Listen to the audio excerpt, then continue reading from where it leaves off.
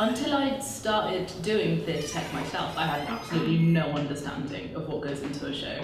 Like, sure, you can see that the set needs to be built, and you're like, oh, there's a light, cool, someone probably turned that on. But I had absolutely no understanding of the whole process.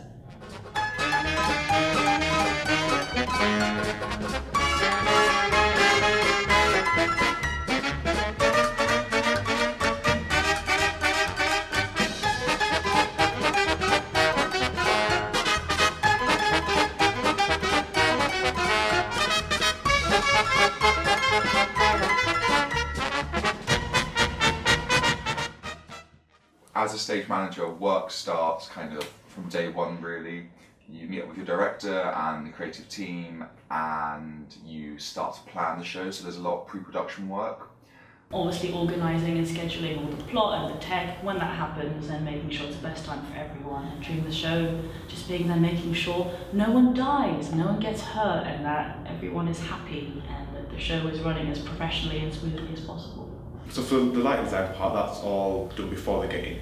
That's setting what fixtures to use, where to put them, and how it's all going to look. That's all done before the game. Then the game comes, and then my job as a CLX is putting up the fixtures where the lighting design says, powering them, running cables, and making sure everything is rigged safely and anything with electricity is safe.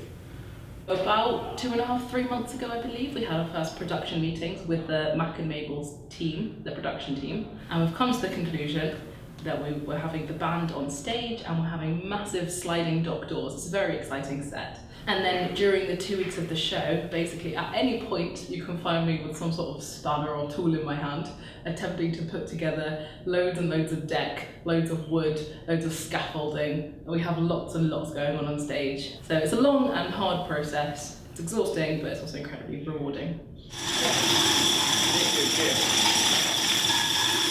Working backstage in theatre, now when I go to see a show, I kind of spend a lot of time looking at the technical elements, like, oh, I can see someone in the wings, oh, I can see someone on the follow spot, oh, that didn't go right, oh, I know how they did that. So I think kind of working backstage sometimes ruins your enjoyment of theatre.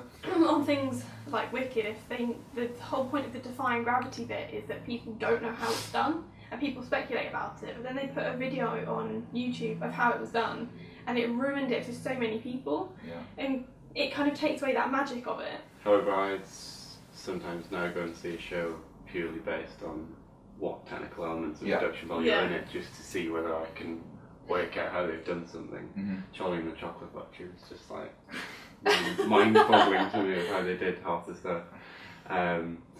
But on the flip side to that, I think the other people that are working backstage, so your cast and your crew and everything like that, the more they know about the production, the better it will always be.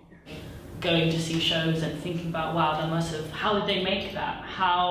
What did it take to make this effect happen? Or how much work did they put into that? Oh, that must have taken ages to build, or this is such cool lighting, how long did it take them to rig that? And just thinking about all those aspects makes the social much more interesting for me now. And I can appreciate it both on a narrative level and a spectacle level, but also appreciate all the hard work they've done. Go. Go. Go.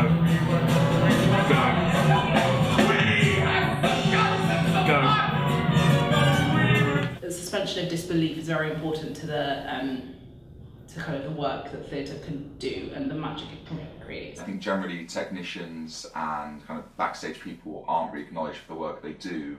I think the better of a job we do, the less we're noticed by the audience and by the crew and actually by the cast in general. You are very much in control of the show, and if something goes wrong, you take the flak for it. If it's a hidden element of the show, even if it isn't your fault, which half the time you can't really help it. A tech team is invisible and people don't understand it. Acting is, although in itself a hard job, people can understand it. They look at a person and they're like, oh, okay, I understand what they're doing. They look at a lighting guy or a sound guy and if they have no knowledge of the industry, they just don't understand it. The actors choose and sometimes are more visible as the people who are in this story, whereas we've created the environment for this story, and as such, what is there is done as people think as fixed, is, it's going to be there whatever happens.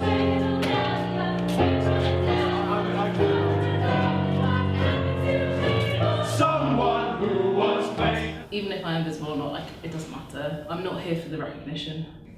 People that go into the backstage industry aren't really there for the thanks. I don't think any of us do it because we want to get our bow on stage. We're there because we like to see a process through from start to finish, and kind of it's something quite rewarding about seeing the show go up. There's sort of a joke that if a review doesn't mention the tech, you've done well. If the review mentions tech and has said good things, you've done extremely well. Lighting design, sound design, whoever's backstage are hidden. If they've got an award for being hidden and doing a job fantastically well, that somebody, at least one person has went, oh, that's fantastic.